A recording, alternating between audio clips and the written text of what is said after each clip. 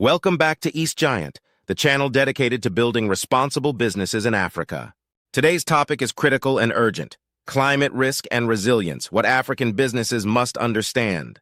Let's begin with the reality. Africa is on the front lines of climate change. From floods in Mozambique to droughts in the Horn of Africa to rising temperatures impacting crop yields, the risks are not abstract.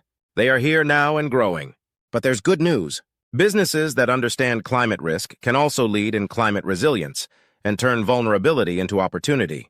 So what exactly is climate risk? Climate risk refers to the potential negative impact that climate change can have on your business operations, supply chains, assets, and revenue. There are two types: physical risks like floods, droughts, and storms that damage infrastructure or disrupt operations.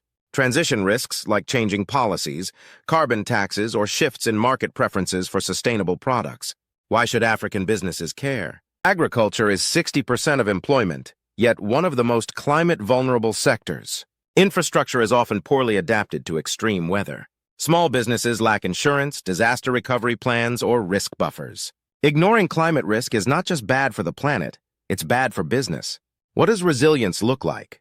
Resilience means being prepared, adaptable, and proactive in the face of climate disruption. Here's how businesses can build it. Risk mapping. Identify your climate exposure. Are you near flood zones? Relying on water-intensive processes? Dependent on vulnerable supply chains? Diversified supply chains. Avoid sourcing from just one region or climate-sensitive area. Build redundancy into your logistics and procurement. Climate-smart operations use renewable energy. Conserve water. Shift to sustainable inputs.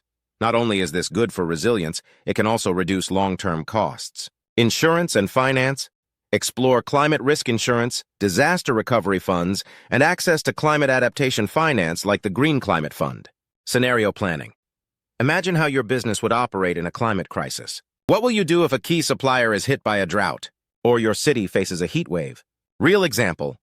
In Kenya, Twiga Foods uses data analytics to predict supply chain disruptions caused by weather patterns. This helps them shift procurement, prevent food waste, and maintain delivery even in climate-stressed seasons. Final thought. Climate risk is not just for governments or big corporates to solve. Every African business, from farmers to tech firms, must start thinking long-term and acting now. Because resilience is not just about survival. It's about leadership. Thanks for watching. If this sparked new thinking, give us a like, subscribe, and share this with a fellow entrepreneur. In our next episode, we'll explore how ESG aligns with the SDGs and why that matters. Until then, stay prepared, stay proactive, and stay purpose-driven.